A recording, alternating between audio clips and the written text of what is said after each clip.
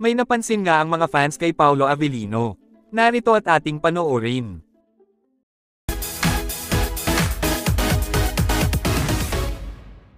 Madami nga ngayon ang mga fans at supporters ng Kim Pao Love Team. Kaya naman, madami nga daw ang mga mata na nakamasid kina Kim Chiu at Paolo Avellino. Lalong-lalo na nga daw ngayon na may upcoming movie si Paolo Avellino kasama si Kylie Versosa na Elevator. Kung saan, sa kanilang naging video nga, ay makikita ang dalawa na nagre-react sa kanilang movie trailer. Kaya naman, may napansin nga dito ang mga netizens, na tila ang mga kamay dito ni Paolo Avellino ay nananatili sa likod lamang.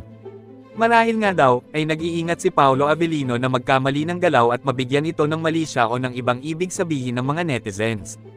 Dahil marahil, ay ayaw ni Paolo Avellino na masaktan si Kim Chiu at maging ang mga Kim Pao fans at supporters na nagmamahal sa kanila. Madami nga ang kinilig sa gesture na ito na ipinakita ni Paolo. Kung kaya't ngayon nga, ay naging mas malaki ang respeto at pagmamahal sa kanila ng mga tao. Dahil bihira nga daw ang mga lalaking hindi mag-take advantage. Lalong-lalo na, sa kapartner nila sa pelikula o teleserye. Malamang nga daw ay tiyak nakikiligin din dito si Kim Chiu kung sakali. Kayo, anong masasabi nyo patungkol sa ginawa dito ni Paolo Avellino? At kung ano ang inyong komento at saloobin, just comment down below. Thank you for watching and see you on my next one.